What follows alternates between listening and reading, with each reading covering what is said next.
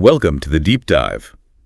We're diving into a quest for inner peace and, well, our guide is a bit unexpected, a Jesuit priest from 18th century France. Sounds intriguing, right? Yeah, we're cracking open Abandonment to Divine Providence by Pierre de Caussade. Oh, I like that. It's like our treasure map to, navigate this crazy thing we call modern life. Exactly. Yeah. And like any good treasure map, we might find some interesting landmarks along the way. So to set the scene a bit, we're talking about 18th century France. Right. Big changes happening, revolutions brewing, old ways of thinking being challenged. It was a time of really intense intellectual and spiritual upheaval, actually. And in a lot of ways, it does kind of mirror what we might be experiencing now. Definitely.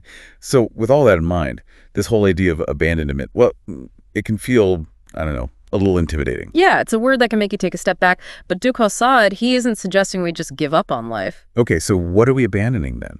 It's more like a surrender. But not a passive surrender. Oh, no. A very active, a very engaged kind of surrender. Active surrender. That's interesting. He actually describes it as a virtue, a choice that we make to trust in something bigger than ourselves. So not necessarily giving up, but more like letting go. Yeah, letting go of that need to control every single thing, to have all the answers. He calls it surrendering to divine providence. Divine providence. Right, like a higher power guiding force, however you connect with that idea, really. That's really interesting that he kind of leaves it open to interpretation. He does. Very modern, very relatable, I think, for how people approach spirituality now. Absolutely. Because we all have our own unique journey, and de Caussade recognized that. His divine providence, it might be different from yours or mine, and that's perfectly okay. Right, it's about what resonates for you. Exactly. What matters is that we discover what helps us cultivate that sense of inner peace he keeps talking about. It's interesting, though, this book, I mean, it wasn't even meant to be published, right? No, not at all. It was a collection of his letters. Personal letters. And they were compiled, get this, after he died.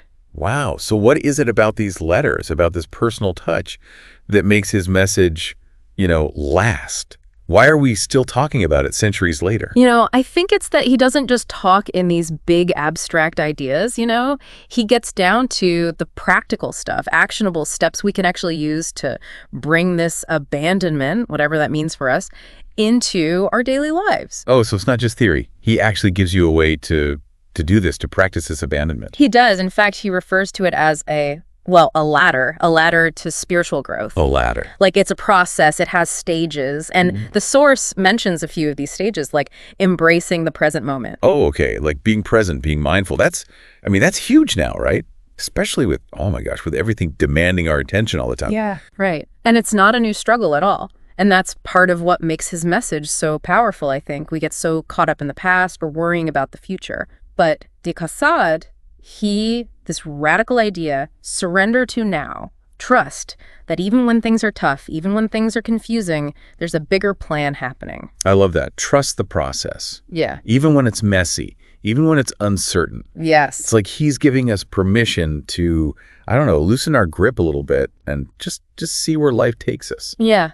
Exactly. Which, let's be honest, that can be kind of a scary thought for a lot of us. Yeah, it's like, whoa, okay, letting go. Letting go of control, embracing the unknown. It's not always easy.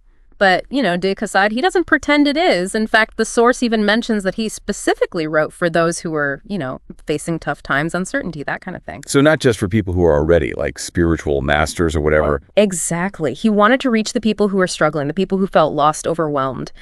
And I think that makes his whole message of hope, of surrender, even more powerful. It's more real that way, more relatable. Right, because he's not afraid to acknowledge that life is messy. We all face difficulties. It's inevitable. And he sees those difficulties as chances for a different kind of surrender, a deeper kind, letting go of our own limited perspectives, our egos even.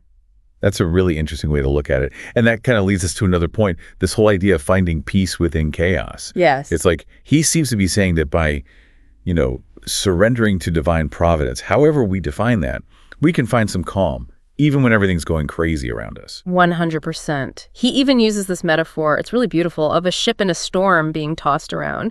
And he says, let yourself be borne peacefully along as this vessel allows itself to be carried by the waves. It's about riding the waves, not fighting them. Wow, I love that. It's like instead of trying to like overpower the ocean, you work with it. And you trust that eventually you'll get where you need to be. You'll reach your destination. Exactly. And again, it's not about being passive, not at all. It's more like a shift in how we're seeing things. We're still active in our own lives, but we're not frantically trying to control everything. Just letting go of the reins a little bit. Yeah, and finding moments of peace within all the craziness. You know what this reminds me of? Mindfulness. Yeah. All that stuff that's so popular now, being present in the moment, no judgment. Absolutely. There are definitely parallels there. It just goes to show you these ideas, they're timeless. What de Caussade was talking about centuries ago, it still resonates. People are still searching for this stuff. And honestly, our world now, it's not like it's gotten any less chaotic since the 18th century, right? Yeah. If anything, it's even crazier. Oh, 100%. We're constantly bombarded with information, connected 2047, global challenges, climate change. It's no wonder people are looking for ways to find some peace, some resilience. Some grounding. Right. And that brings us back to our treasure map here. To de Caussade. Exactly. As we really get into this book, there's something important to keep in mind. Not every single thing he says is meant to be taken literally. That's a good point. Like there are parts that might feel, I don't know, outdated maybe, or just not really relevant to how we live now in the 21st century. So how are we supposed to approach that as readers? The source actually talks about this, about using discernment. It's okay to, take what speaks to you, what feels true, and just leave the rest behind. It's not about following every single rule, every single piece of advice. It's about engaging with the material and thinking for ourselves. Exactly. Like, we don't have to throw the whole thing out just because something doesn't quite click. There's so much good stuff here, but it's up to us to decide what works for us. It's about finding our own path to that inner peace. It's like we're on this, like you said, this treasure hunt for inner peace. Yeah. And we get to decide what we're going to keep, Oh. what's actually valuable to us. Yeah. And that's where the real journey starts. It's one thing to read the map, right? But then you got to actually get out there and follow the path, see where it leads. Love that. So as we kind of wrap up our deep dive here into Abandonment to Divine Providence, one more thing I got to ask about. This whole idea of, okay, get this, finding joy in the unexpected. Like embracing the detours and surprises that just kind of pop up in life. Oh, I like that. Because it seems like, I don't know, these days, it's all about sticking to the plan, right? Like optimizing everything. Yeah, you got to hustle, got to have it all figured out. Right.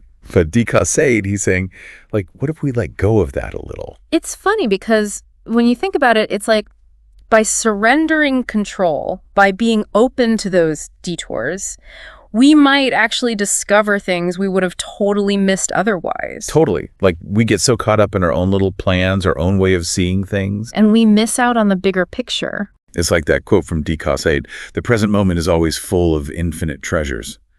But we have to, be open to seeing them. Be present enough to recognize them. And that's tough. It is. It takes practice. It really does. But I think that's at the heart of what de Caussade was getting at with this whole abandonment thing. It's this deep trust in something bigger than ourselves.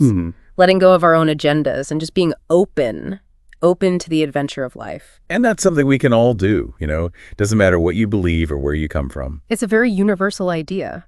So, as we wrap up our deep dive here, I have one last thought for everyone listening.